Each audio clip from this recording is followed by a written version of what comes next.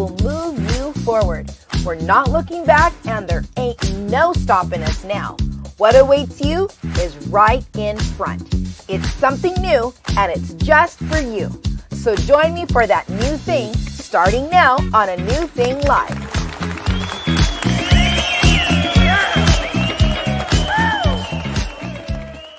Hello, hello. It's always so fun when we have that welcome music. It just really makes me feel like we have a live studio audience. It's like, woo! Yes, it's three of us in the house. Hey, I want to welcome you to A New Thing Live. My name is Cindy Galley, and this is a fun show meant to inspire you and encourage you in the thing that's just in front of you. Some of you are already pursuing that new thing, and some of you need a little bit of like that push, just like this train right behind me. And so I'm so glad that you're here wherever you're watching us from, and we want to welcome you, whether it's YouTube, Facebook. For those of you joining us on Roku, want to welcome you as well. We're so glad that you're here. For those of you that are watching live, this is an interactive show, so just be sure to let us know where you're watching from. And we always like the interaction, like the amens or the yeah, that's right, or oh yeah, I don't know about that, or yes, I like that too. Any of the above, or just anything that you might be thinking that comes to mind. We really love to see all the interaction that happens. And so we have an incredible show for you tonight. And so before we bring out tonight's special guest, just a few things. You know, we always like to talk about some of the holidays, the national days. Well, this weekend was a pretty intense and big deal for a lot of y'all that are football fans. Pat's over here doing so why are you doing your hands up? Who are you happy about? The 49ers and the Chiefs. Oh, she's happy. So Pat, who was one of our production assistants, she is excited about the 49ers and the Chiefs. All I know is that I have family who lives in Wisconsin. Some of them were crying, but then there are some family in Wisconsin that were like, aha, in your face. You have to be able to make it to the playoffs to be able to win the Super Bowl champion. It's like, ooh, some people are getting kind of like rough and rowdy out there. So I don't know a whole lot about the NFL, but what I do know is Super Bowl Sunday is February 13th. And for those of you that are wanting to watch the game, it's the Chiefs, the Bengals, the 49ers, and the Rams. Is that right? Mm-hmm. Okay. So we'll have a little bit more of an update on the 14th, on Valentine's, the day of love. We'll be sharing and probably just highlighting and congratulating whoever the Super Bowl winners are. So best of luck to you, all four teams, wherever you're at. And wherever you fans are on the spectrum, let's just get behind one of these teams. It's always fun to have a reason to cheer people on. I love it. Even if I don't know the teams, I love to cheer. It's one of the reasons I was a cheerleader in college. It's like cheering is fun. So let's get behind one of the teams. And of course, be safe, be careful. You have some aches and sniffles, maybe just watch it at home. But for those of you that you feel fine and all is well, have a great time celebrating and cheering on the team that you want to win. Okay, so that's enough with the NFL. Like I said, I'm not a big NFL. I like baseball, and I grew up skiing, and I grew up playing tennis. So those are my sports: skiing, tennis, baseball. And I go see the Angels, even though I am a true Dodger fan. And then occasionally I grew up, actually didn't grow up watching ice hockey, but a boyfriend that I had, he was from Detroit. And so he took me to all the ice hockey games that were at the Forum, at the LA Forum. And Kiri, our segment producer, is raising her hands up in the air because she loves her some ice hockey. She's always doing the Mighty Ducks, right? The Mighty Anaheim Ducks. Yeah, not the Mighty Ducks is a movie. Okay, so hey, today is National Compliment Day. So while it is still today, the 24th, use today to say something nice and lovely to somebody, to say, hey, I just want to let you know I really enjoy the way that you do this, or I appreciate your friendship, or can I just tell you that I think you always look stunning when you go to work or when you show up, whatever. Just use today. You still have a few moments, maybe texting 3 people a compliment, because today is National Compliment Day. And really, there's always a reason why you can give somebody a compliment, but why not today? Now, this Wednesday, how many of you are health food addicts or health buffs? I like to think that I'm pretty healthy. I have my moments and seasons where I go back and forth, back and forth.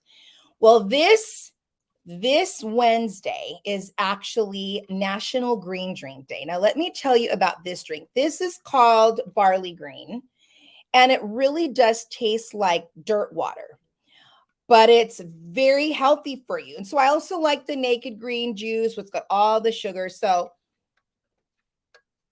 and for some reason, I like to drink this warm. Now, I have had roommates in the past when they've drank it, they literally have gagged and they said, I cannot do it. And I go, let's try it with cold water. And then they get a few gulps and they can't do it. But this barley green is super, super healthy for you. It's got a lot of great benefits. And so I know that I'm going to try not to promote it on our website to ease up on some of what we're putting up on our website. But if I can remember, I will have this up maybe as an Insta story, because it really has a lot of health benefits. Whether you're fighting diabetes or cancer, there's a lot of agents in here that help to replenish your cells. And, when your cells are sick and then they just keep replenishing sick cells. But when they're healthy and you're feeding it live, nutritious food, something that's alive, then your cells can get fed with the good stuff. And then they start replenishing and reproducing healthy cells. So this drink, barley green, I've been drinking it for years, so I don't gag at all. Pat say, it is good. I like it because I know that it's healthy. So be sure to go after your green drink this Wednesday. Now, how many of you like to have fun? I love having fun. Like, it's just, we need to have fun everywhere we go. I know there's a place and a time for everything, but you should always have joy and try to have every moment you can to just insert some fun in there. So this Friday is National Have Fun at Work Day. Woo! So for those of you that work somewhere, I work from home, but for those of you that don't work from home, use this Friday maybe to bring some donuts or cupcakes or tacos, just something fun. Maybe bring some music, maybe wear a little mariachi hat or a little cowboy hat and just have some fun cowboy games. Maybe you could do a little cornhole game or something like that. So there's all kinds of fun things that you can do. Of course, making sure you get permission from your boss that they're okay with whatever you're doing. But of course, it really is always a good time, especially with everything going on. There was a time when I worked when I lived in LA and I worked at Sony Pictures, and my roommate was a producer for a visual effects company, and they always had fun. They had all kinds of fun stuff all the time. I was like, how do y'all get any work done? But really, I think it's what helped to fuel them producing really good quality work. So there's something to be said about having fun and just doing your best at work. Hey there, David girl. I see you. Welcome from Pomona. Oh, you're a sports fan. You got to let us know who you like. And then, hey there, Pat. Good to hear from you and to see you too. Oh, she's not there? She's not a sports fan. Oh, she's not a sports fan. Oh, I didn't see all that. Oh, thank you. Oh, not a sports fan. Sorry about that. My eyes just glazed really quick. Okay, so who likes to get organized? Any organizers in the house? Now, some of you may say, you know what? I've always thought about getting organized, but I've never known how to get organized.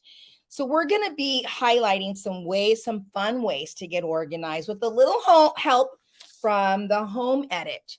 So this is it's actually a show that I stumbled on. I fell in love with the girls. They're so much fun. They live in Tennessee, and they just have the best way and methods to pare things down using actually, I like to use a little labeler, but they have these really pretty fonts that have labels that say accessories, makeup, tools, whatever, you name it. Everything from the kitchen to the bathroom to the garage. So we're going to take a quick look at the girls from Home Edit, and then I'm going to be doing some Home Edit projects this week, And I'm inviting you to join us for a little bit of fun and organizing, because this month is about let's go. Let's get organized. Okay, let's take a look at the Girls from Home Edit.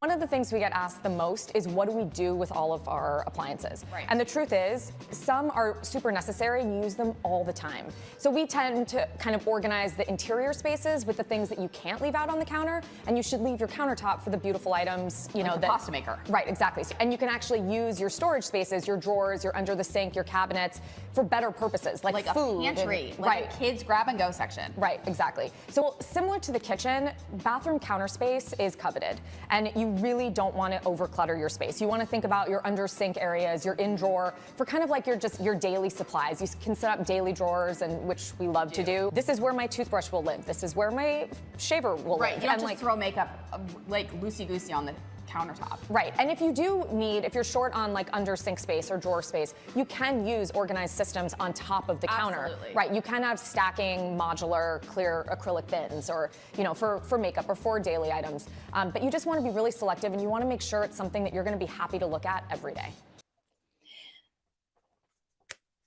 So the girls are a lot of fun. They have some great organization tips, and they really make you want to get organized. And so we're going to have a little challenge of our own. So just be on the lookout on social media.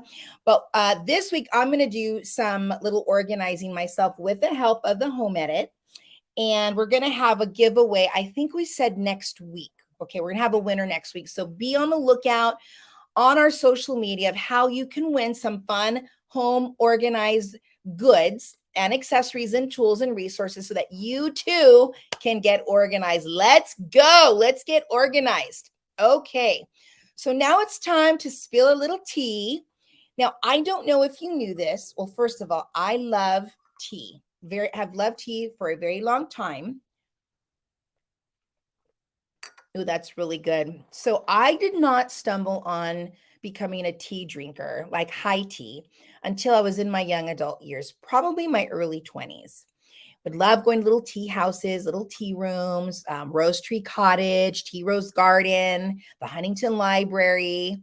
I can't remember the one that was in Doherty. There's one in Sierra Madre. There's one in Fontana, or the Ontario area right here by my house also. And just have always loved doing tea and the little sandwiches. Oh, of course, let's not forget the Ritz in London.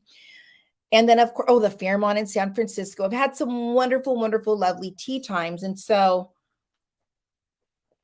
I have to say there's just something very special and very sweet about having tea. Well, a very dear friend of mine actually owns a tea company, and it's called Rent a Tea Party. And so through her business, she rents out, she has hundreds of teacups and all the little pretties, all the little accessories to be able to host a tea party at your home, whether it's a birthday party, a celebration, a graduation, a baby shower, a bridal shower, all of the above. She's done parties in Hollywood for celebrities. She's gone everywhere. And sometimes she'll drop things off, or sometimes she'll come and bring a team. So it's really whatever you want. But we just want to take the time to highlight that this is National Tea Month. She is going to be showing a little bit of a do-it-yourself for us, with us, probably next month. But we had some fun little tips for those of you that like to drink tea, or maybe even some facts on tea that you may not already know. So really quick, for those of you that like tea, we're going to spill the tea right now with some 5 little tips on maybe things that you didn't know about tea. Okay, fact number 1. Tea is the second most consumed beverage on the planet after water. I would have thought it would have been coffee, right? Coffee, hello, every day got to have my coffee. Morning, sometimes noon, and then at night. Tea is always that special thing. It's like sometimes if I have that hot shower at night, like I might be listening to some classical music or jazz, and then I'll put some candles on, and then I read a book and I go, oh, I need to make some hot tea. And my favorite tea is actually one of the teas that you got me, Kiri, was the New York Breakfast. Oh my goodness. I just finished that this past week. And then my Paris tea. I love my tea. It's from Harney and Sons. It's called Paris. It's so good. So that's the fact number 1. Okay, number 2, and I'm going to try to get through these quickly. Actually, I'm so sorry. I like to talk a lot. Okay, iced tea is quintessentially American. Americans tasted their first iced tea at the 1904 World's Fair in St. Louis. Can you believe that? So the iced tea is really something more that the Americans do. If you were to go to London or even to Paris or Europe, people still are hot tea drinkers out there, even when it's hot. Like for me, when it's hot out here, I still drink coffee. So a true tea drinker is going to want that hot tea. But of course, now we have our Southern tea and our iced tea and all that good stuff with all that sugar. Okay. Let me see. Is that number 2? Number 3, there are more than 3,000 varieties of tea. Okay, that's crazy. Okay, number 4, which came first, the teacup or the teapot? Anybody want to guess at that? The teacup came first. The teacup came first. If we can get that fact back on there, I believe that the teapot came from China. Let's see. I just want to make sure I'm saying this right. Though the tea has been consumed for thousands of years, the teapot has only had a little spot on the table for about 500 years, largely due to change in the way tea is served. But I felt like I remembered reading that it was China, that they were the first to create the teapot, which of course we love the teapot. And there's so many fun tea accessories now, right? Oh my goodness. Okay. Last fact about tea as we dish out spilling the tea. Fact number 5 is, which country consumes the most tea? It's China. China is the largest consumer of tea at 1.6 billion pounds of tea a year. That is a lot of tea. That's a lot of tea. I would have thought maybe the English, maybe the Indian, or in India, I know there's a lot of tea there.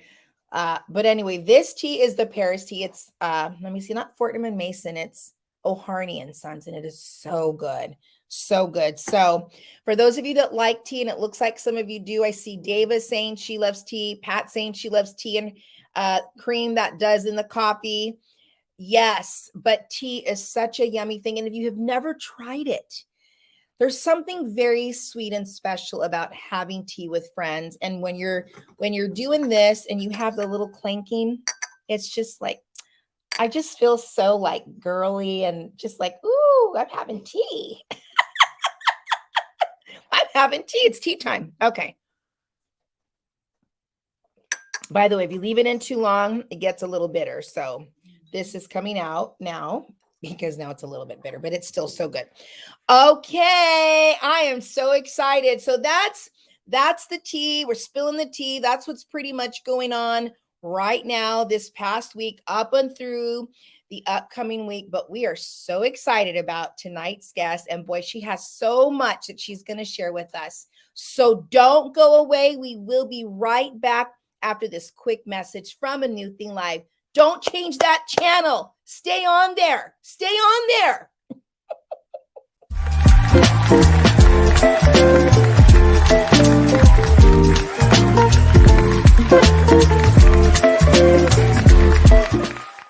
It's an all-new season 2, bringing you now more than ever before. You'll be inspired. Welcome to A New Thing Live. If I were to bring you my little Adidas from Costco, yeah, so I'd have to find a real sweet way to tell you we're going to make this. You'll be strengthened. And a regular icon in their life and someone who has regularly spoken into their lives and into their ministry. We get real. To be thirsty means that you're trying to get attention. Oh, wait. That might be me. And we have fun. I've seen every Star Wars, but I do not like Star Trek. Oh, no, we got a problem now. We're going where we've never gone before, and we're inviting you to come along. It's season 2 of A New Thing Live on Monday nights. Subscribe today.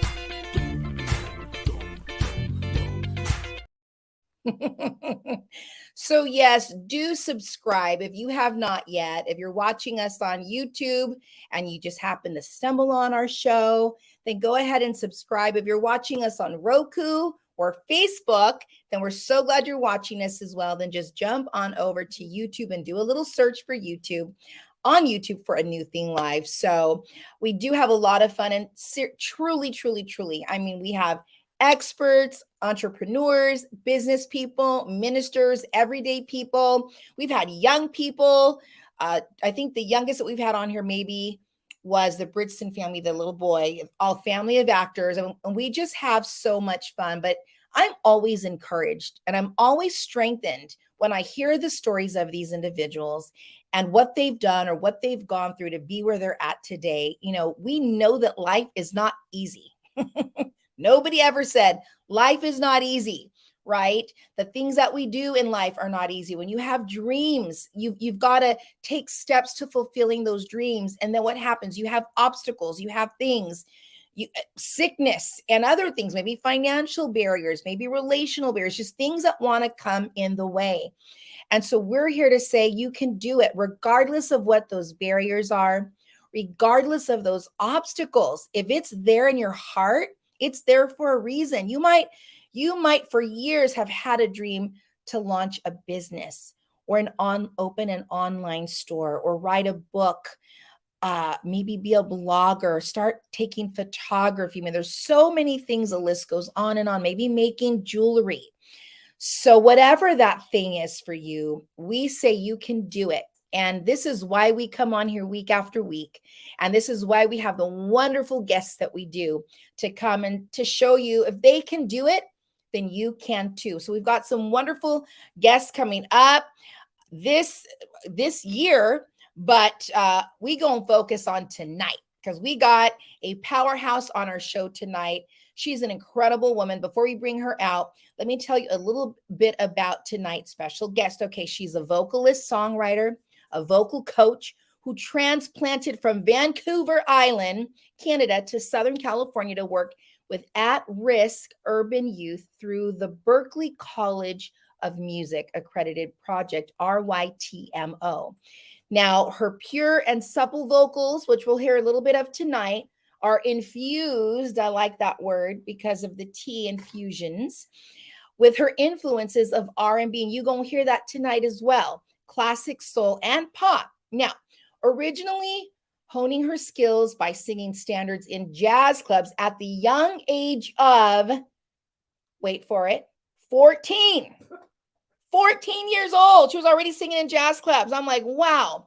And recording and touring with a local pop music group in her early 20s. Can't wait to hear about that. Music has taken her, what it says is music has taken this small town girl on a journey from her hometown in Vancouver Island, Canada, to the Venezuelan hills of the Andes, to the white beaches and the streets of Jamaica.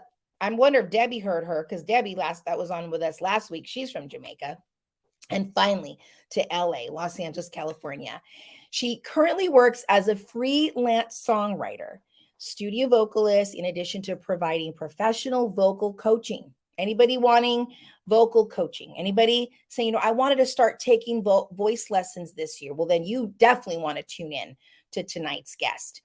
And working with music producers and artists in the recording studio to bring out the very best in her students' voices and songs as they record their music.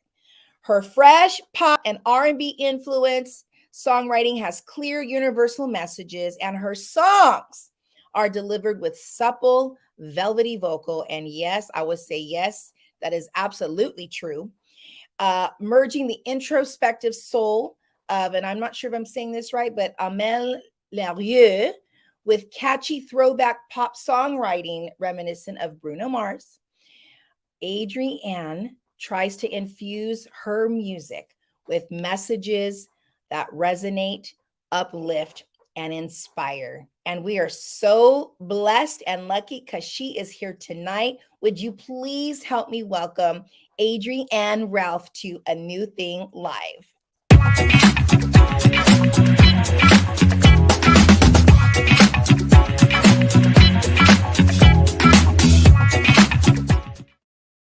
Woo! Adrianne, welcome. Thank you.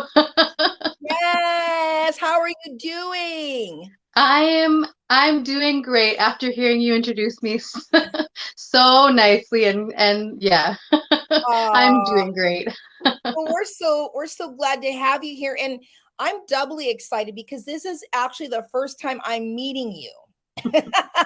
Is tonight online, and our paths have crossed probably for almost 10 years. I think we were saying maybe 2013-ish.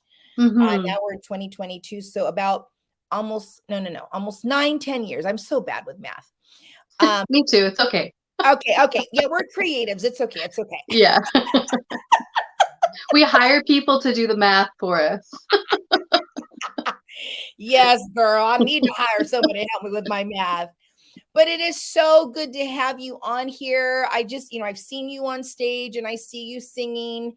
And then, of course, listening to your music, which we're going to just hear little snippets of shortly. Your song and your sound is so gorgeous and it's so deep. How did you know that this was something you always wanted to do? I mean, you were singing in a jazz club at the age of 14. How did that happen? I'm trying to think back when I first realized, like, I was in dance classes.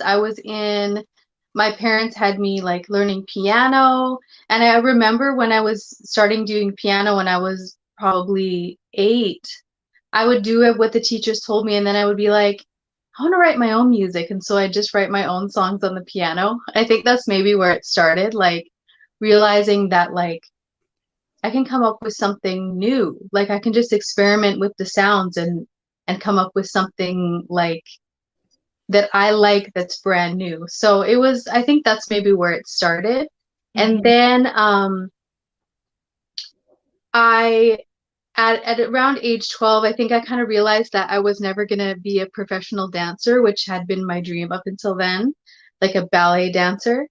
And so I kind of thought, well, like, what else do I like? And I kind of switched into singing. And when I was singing, I would love singing like R&B songs that I heard, and I loved singing like jazz songs. But I think I realized like I had to somehow I realized that you can't like, well, you can now, I guess. But back then I was like, when people write a song and they sing it, it's their song. You can't like record an album of other people's songs, which you kind of can, but in my preteen brain, I was like, well, I better write my own song. So I think that's how I started, was writing songs that I could sing. Wow, I love that. Well, so yeah, the songs I know that we're going to sample even tonight, I think it's like about a minute. It's 4 different snippets. Just, did you write every one of those songs? Trying to remember the ones that I sent you. I What sent was you the Rear Away? View, right? Which one? Um, Yes, Rear View, Rear, Away, yes. Your So Christmas. Rear View, I worked with a production company, so they sent me the track, just the instrumental. Oh, And God. then I kind of write the music and the lyrics, like the melody, the lyrics, and then I chop up their track, and then I like edit it back together like in the sequence that fits the song that I wrote, and then I recorded all the vocals and background vocals and stuff at home. So technically, when I use somebody else's music to inspire my music, they're also a songwriter. Mhm. It just depends how you look at it. Yeah. Away, yes, I wrote that one. Um, did I send you 4? I'm sorry, it wasn't even Yes, that long ago. you also sent it was a Christmas song. Oh, right, Season Bright. So yes, I wrote Mhm. that one with a producer friend of mine. We co-wrote it. And Okay. then Away, no, what was the other one that Victoria was the other one. Victoria Song was one that I wrote as well. Yes. So good. So Yeah. good.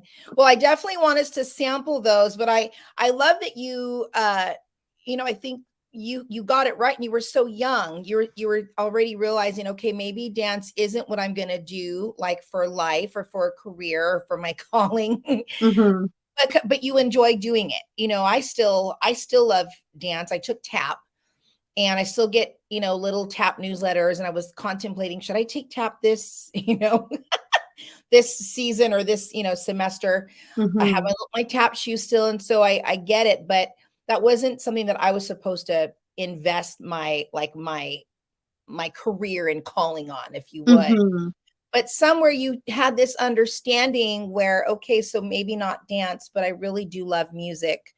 And I also really enjoyed hearing that you said you always wanted to kind of do it, to experiment. And that's how you began songwriting. Talk to us a little bit about that, because sometimes people may have that desire to do, but they think they can only do what somebody else has already done.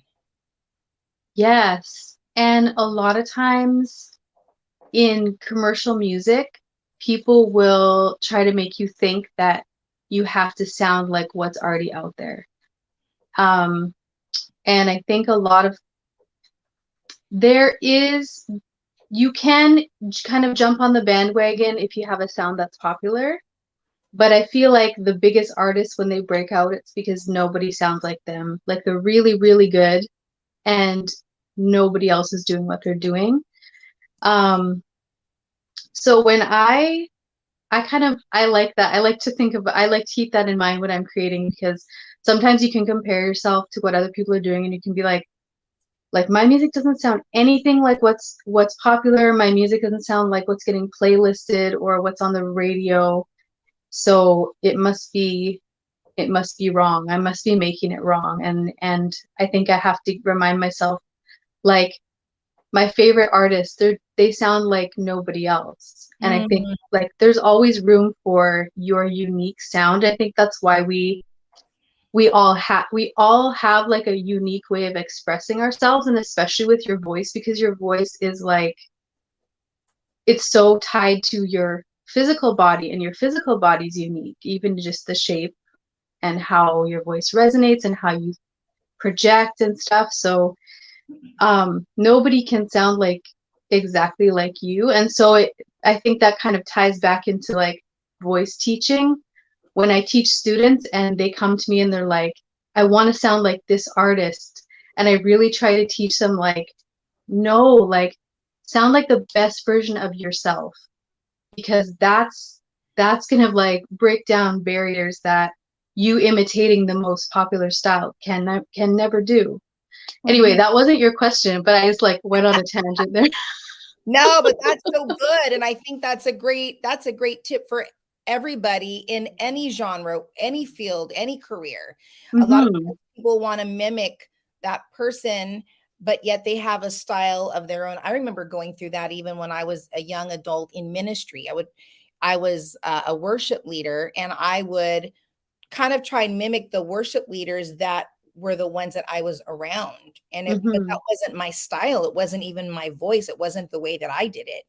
And it's like night and day, because when I started just leading the way that I've been made up to do it, is almost like, oh, Tina Turner's on the stage. Yes. Like, what is going on up there? But I realized I just have to be me. And the Lord was like, I need you to be you.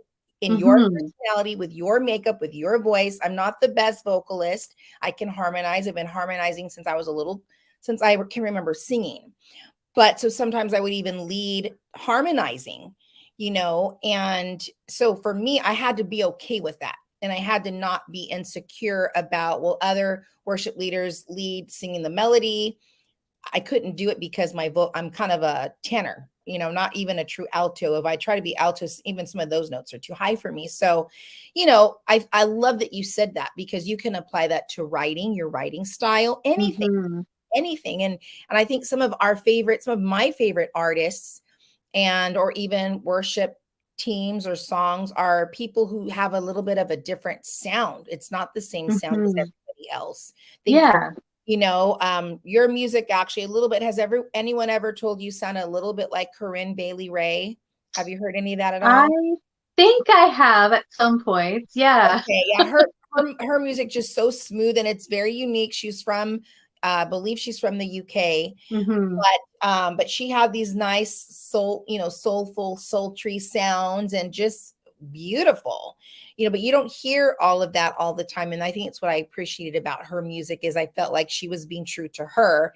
And the same with you. I mean, when I hear your music, it's like, ooh, that's so good. It's so good. So we're going to play a little bit of your songs. I think we have a snippet of all 4 together, but you and I are still going to be here on the screen, but we're just going to let everybody listen to a little bit of what you created. And last week we were so bummed. We had a dear composer on, and same thing. She produced a few gospel songs of the soul. And I was so sad that we couldn't hear it. We tried and it didn't work. And I'm like, we've got to make sure it works. But so yes, I believe we figured out the way to do it. So we're going to have her back. So we can have her music on here. But, Yes. But we're excited to get to samples. So let's listen to some of Adrianne's, a snippet of her 4 songs, recent songs. Looking at the little bird in a corner of the sky. All alone she flies through the darkness of the night, hoping she can find a way till daybreak, praying for the strength to fly. When I think of you, I think of cherry blossoms blowing on the wind like summer snow. When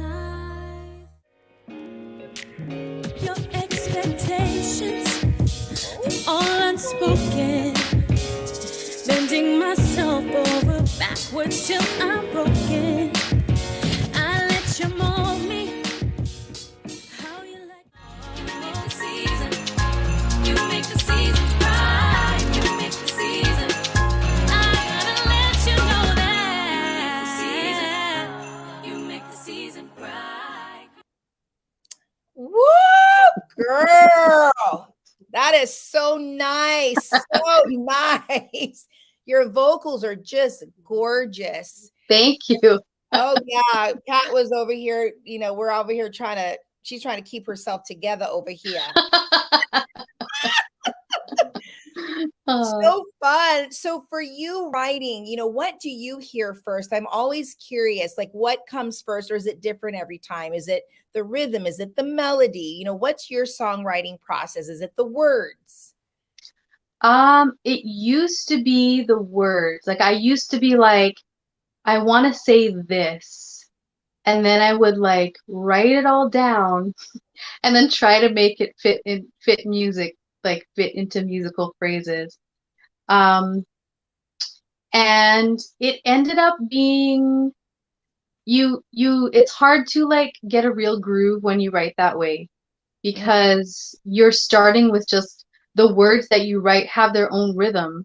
So you can't really it's hard to force them into a groove. So now I would say I come at it almost the opposite way. Like I like to like listen to a track and just start like improvising or humming over it and seeing if I can find like a line of melody, like a little hook, like a melodic hook that comes to mind, the feeling of the track or like the emotions that are in the track, kind of give me ideas. Like if it's, say the last one we listened to was really upbeat, it was kind of sparkly and bubbly, so I would kind of think, oh, like happy, maybe it's love, oh, like there's some bells, maybe it's a Christmas song, like maybe there's some snow, like so I would say I come at it both ways, and it depends on the track too, because there are some songs where I'm like there's one song I'm working on that's taking a really long time because it's about my son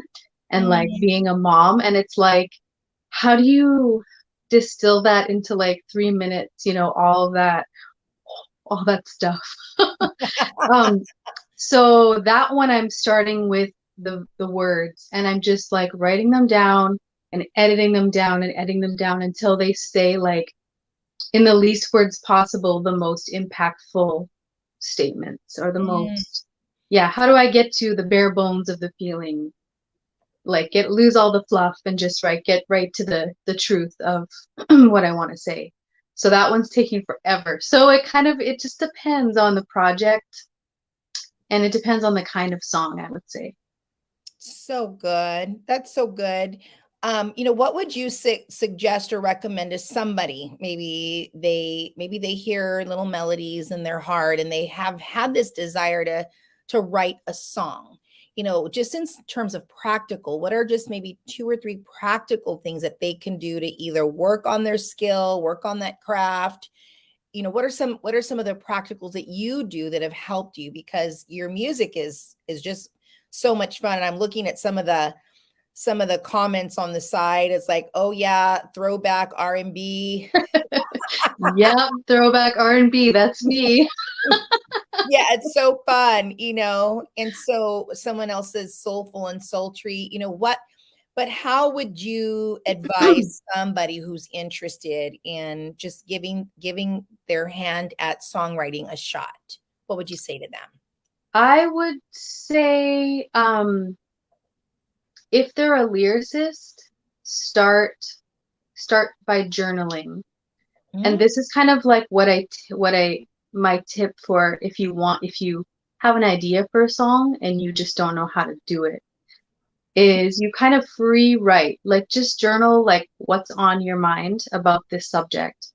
And then from there, you might find like a couple of words or a phrase that almost like sums up the idea of what you've written.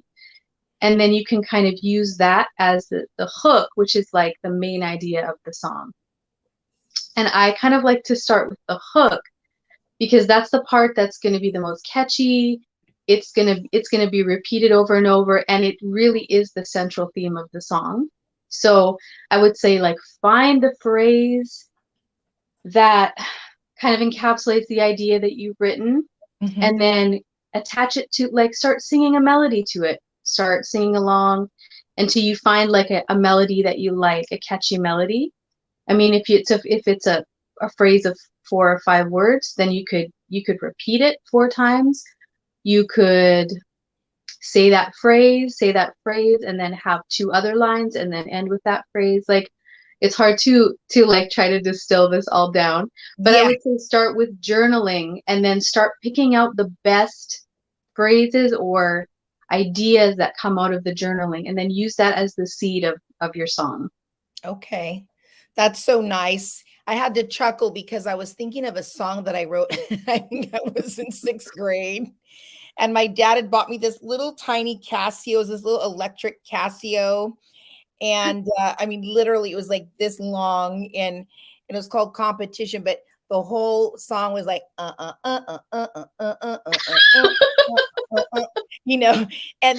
I'm like, competition is all around. Making it big is not easy as it sounds. You try hard again and again. Something always seems to go wrong. Something always seems to go wrong. Oh, that would be good though. I'd be like, yeah, let's go with that. Let's take that and like develop that. The words were so, embarrassing. Competition, and then the chorus was like, in the way, in the way. My mom was so proud. Anytime Minnie would come over, she's like, "Oh, honey, play that song for them that you wrote." Oh, I love it. I love it so much. So I definitely can go that route, but I love that you said that. I think journaling and just being able to have the heart behind, what you're trying to convey. That's so good. That's so good. And then just in terms of like somebody stepping out in with the courage to be able to say, okay, now here's my next step. What would you say that thing would be? So for you, as you started writing and singing, it was like, okay, well, you started singing in a jazz club, or would you recommend them joining a team, or would you recommend them, what would you say, one of the next steps could be once they felt like they had a song? And of course, that's assuming that they're copywriting their music and things like that, all of that's important too. But what would you say to somebody who they feel like they have a song, they've copywritten it, And now what do they do with this? So you've taken it all the way, you know, it's yeah. like we're getting to hear what you've done. So you've gone through all these steps to get it to a place where we can hear it. But what would you say that next thing? And there's so many diverse ways now that people can platform their music and their art and things like that. Yeah. Oh, and they change. And like, I remember when I first started, it was like, you perform live or you get a record deal. Like that's it. Or you like finance your own CD. Because it was like 25 years ago. Wow. And there was no YouTube. So, and there was barely any internet at all. It was like not, yeah. It wasn't even, You've Got Mail hadn't even come out yet. Yeah. So now there's like so many ways. Oh man. And yeah, there's so many ways, but the other side of that is that there's so many people putting out music that it's hard to get anyone's attention. I think that's the other side of it. But I would say if somebody has a song, you got to get it produced and produced well. So I would say finding a good producer, and I just advise people like find somebody whose music you like. If they're a producer, you know, talk to them, see if they respect your vision and how much they charge, that kind of thing. If not, they could refer you to their producer. But you got to find a producer who is not looking out for their own opinion, but they want to make your music what you want it to be. So yeah, and then once it's produced, then you have like YouTube, you make a YouTube lyric video. Spotify is good, although it's hard to get noticed on Spotify. Like releasing it with a digital distributor like TuneCore, DistroKid you can upload it to one of those services and they just put it out everywhere. So like Pandora, Apple Music, Tidal, like all of them. Okay. Yeah, and then like I really, one of my goals is to get more of my music in film and TV. So a lot of times like I'll have my songs that are like personal, they're how I like them, and then I'll have my songs that are like specially created to be film and TV friendly, you know, being subject matter or, you know, sound, or even in terms of how they're mixed, that kind of thing. And you gotta get to know music supervisors and publishers. So like that's its whole other thing. So yeah, and I still am working on it. I love that though. And I love that your vision is not just focused on one area. And it's interesting that you say that. I don't remember which song it was, but I remember thinking, oh, that would be so fun in a movie. I can't remember which song. I'll have to go back and listen to it again. Yeah, tell me which one. Yeah, but your music really lends itself to different, you know, different platforms. And so I really do appreciate you sharing that and giving every one of us a whole other side of music that maybe sometimes people don't really think about, because everyone's just always thinking, you know, radio and all of this kind of a thing. But you're absolutely right. And thank you for sharing those other resources as well. You know, I think it's interesting also because if I understand correctly, you do have a full-time job and it does not involve music. I believe you're in the medical field. Yeah. So prior to this past September, I was teaching voice. I have an online clothing resale Poshmark store. And doing some guest worship leading, and then doing some session singing, like people need a demo singer or a singer to sing their song or background vocals. They would hire me to come into the studio, that kind of thing. And then my son has some medical things that we need treatment for. And we needed just a source of income that was more predictable because of our bills were going to be higher and at specific times. And so we needed to know that when the when the bill comes up, we have the money to pay for it. It can't just be like, sometimes the money came in and sometimes it didn't, which happens with like gig or like contract type of work. So I was an MA, medical assistant in Canada, and that was like 10 years ago. And so I like jumped back in, and now I'm working back in a medical office, and I'm working, I think it's like almost 30 hours a week doing that. Wow. So yeah.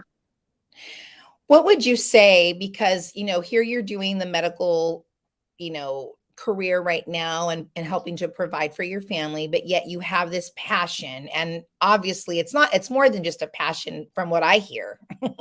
It's something that really should be your main thing that you're doing. What would you say to somebody who maybe might be in your shoes? Maybe they think, gosh, I would love to do this, but I have to work. What are some of the steps and the things that you took to keep sure that you're still pouring into yourself and that you're still filling your tank, doing what you love, even though you're not getting paid to do it? I would say it's definitely something I'm still figuring out, to be very honest with you. Yeah. A lot of times I will come home from work and, working with patients, in like a very high stress, like fast paced job, it's really draining. And I feel like,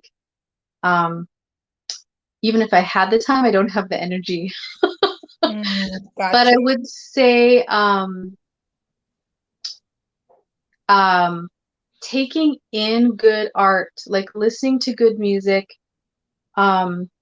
watching films that are well done and that have really like beautiful content matter, reading good books, art galleries, shows, like those things, excuse me, those things like inspire me to keep creating, I would say. I love that. Yeah. So and for me personally, like, I don't know how to describe it, but things that are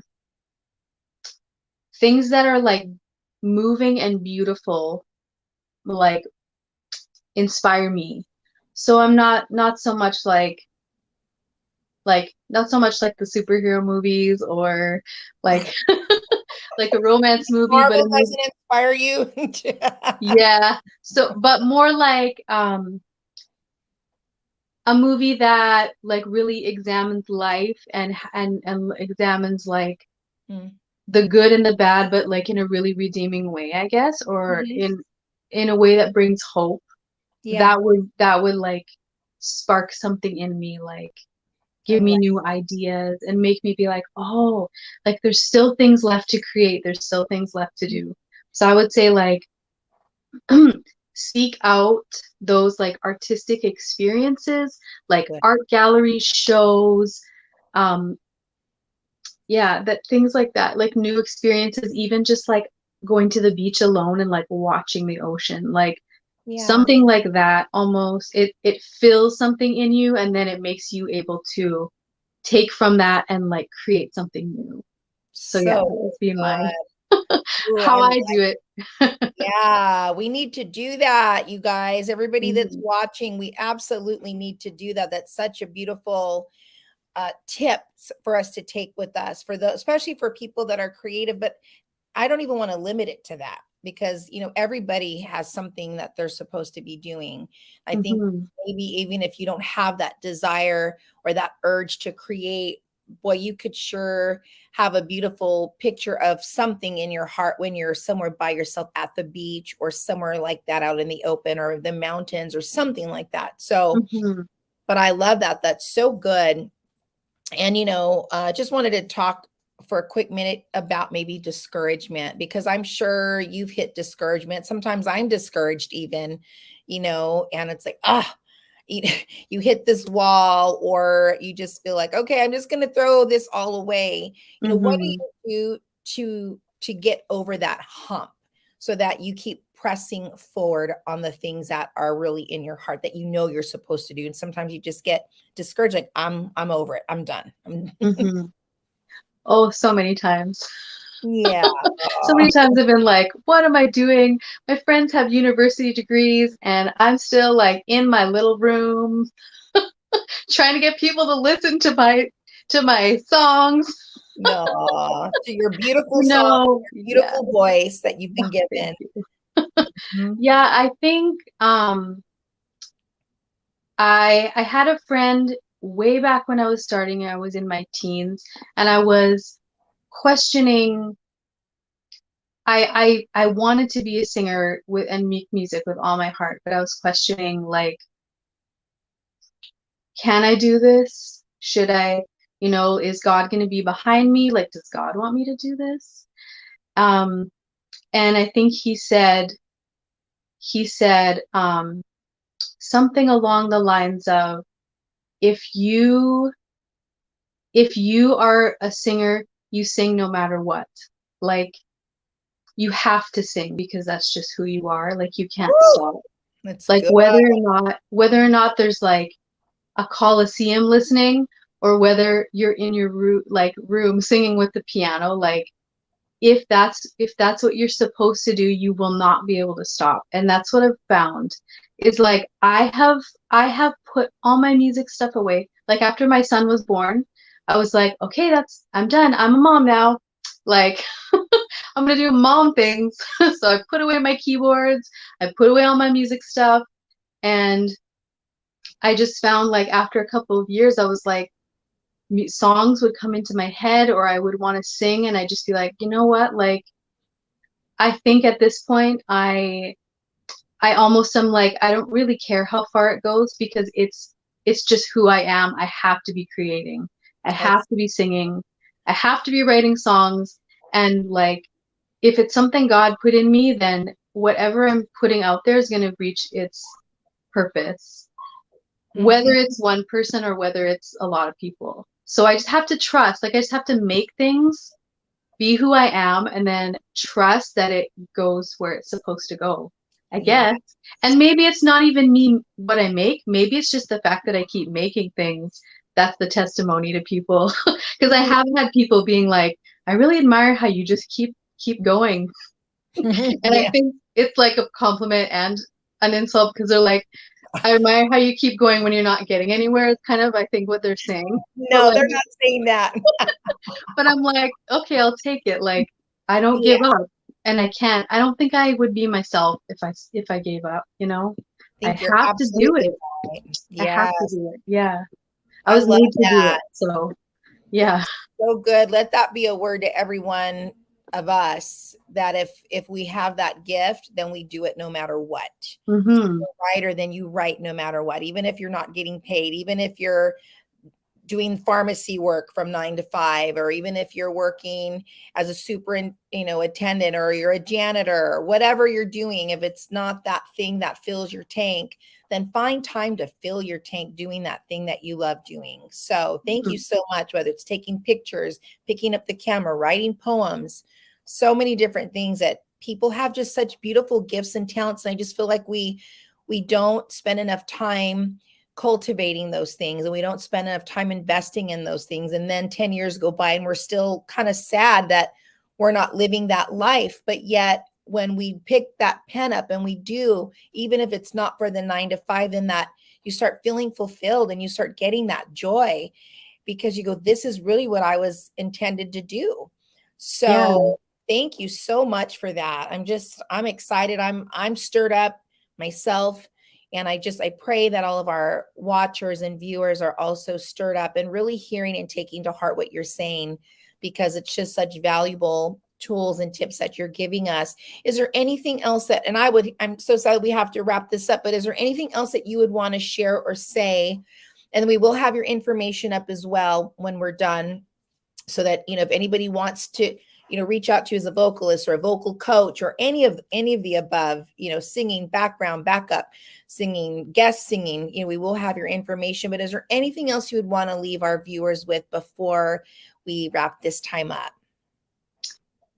Actually, yes. And I remember I had kind of filled out this like a little interview thing, an interview Google Doc, And you, at the end, it was like, is there any Bible verse you want to share? And I was like, no. And then I pressed submit, and then I was like, oh, there was one. So here's the thing. I Yes. went back and tried to find where it is, and I could not find it. But I'm just going to paraphrase it. It's Yes. probably in Exodus somewhere.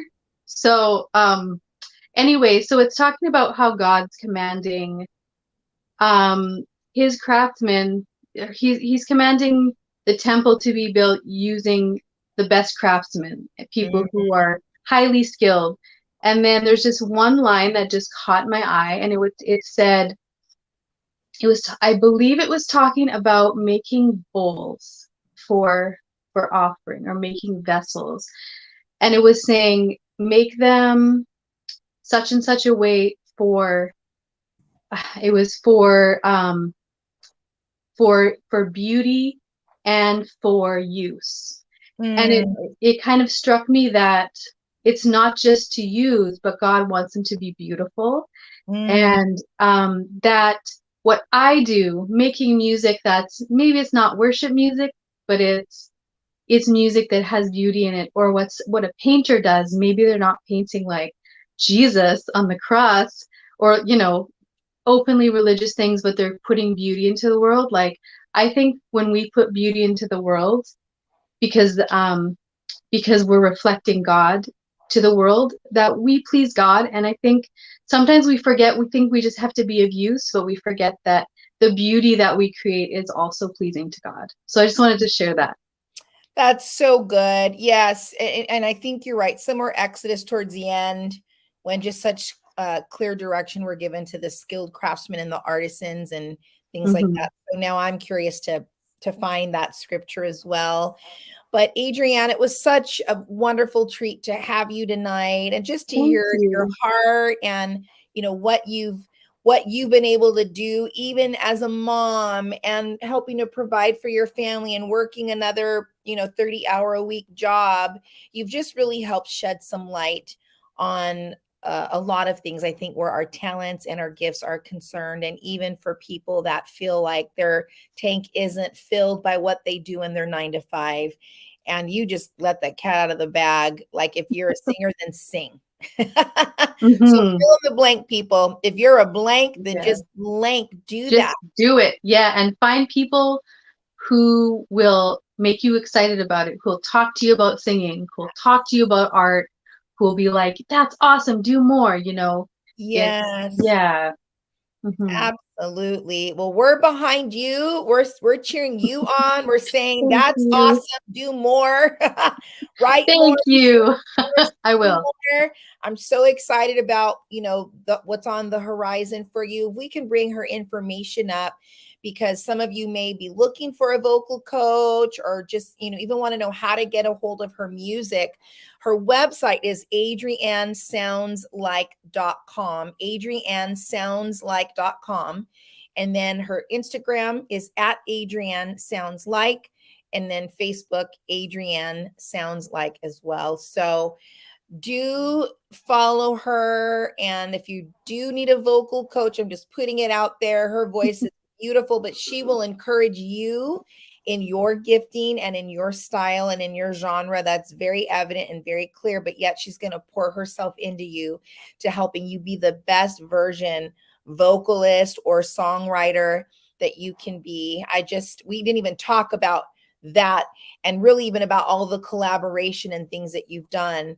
So I'm excited to have you back on our show so we can talk about some of those things, because I do think collaboration is huge. And a lot of times people won't want to collaborate with others. They'll just want it to only be them, only on their own. And it's like, no, we really are better together. I know we hear that a lot, but two are better than one. It is so clear, that two are better than one. Man needed a helper, and then thus Eve. And so we could go on and on why it's just one person on their own it can be a struggle, and it can be a strain. So thank you so much, Adrianne. We are so excited just for the things that are in store for you. And boy, your beautiful voice is amazing, and your ability to write. May God just continue to bless and bless, and as you write and as you sing and as you record and produce, may that just continue to be fruitful and multiply in Jesus' name. Thank you. Thank you. Absolutely. All right. I will take it. Yes. Thank you so much. So much. It was great Thank having you you. on here, everybody. Adrianne Ralph. Bye-bye, Adrianne. Bye. Thank you so much. Absolutely. Absolutely.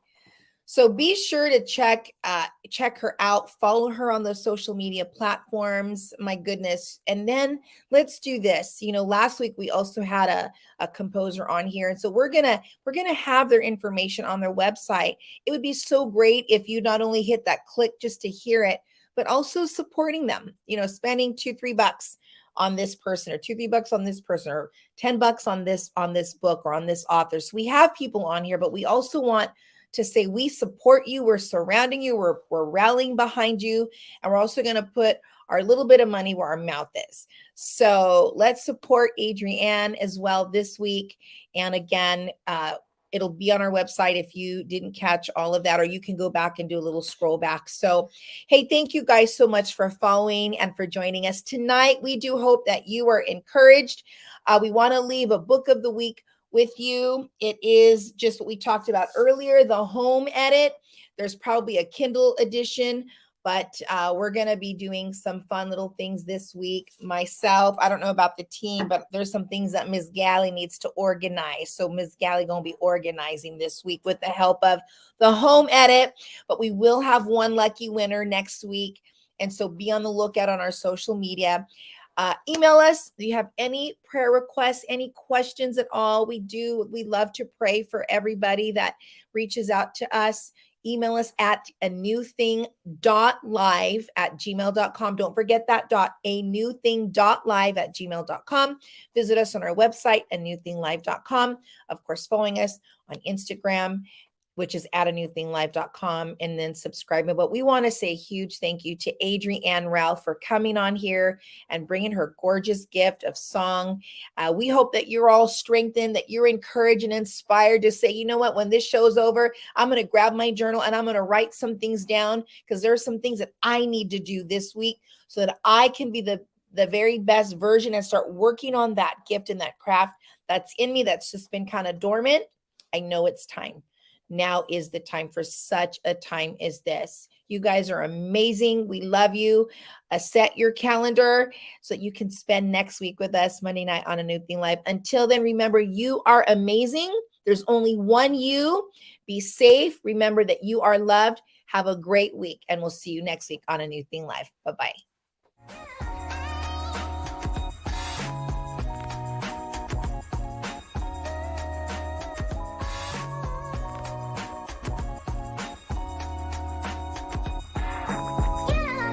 Are you ready?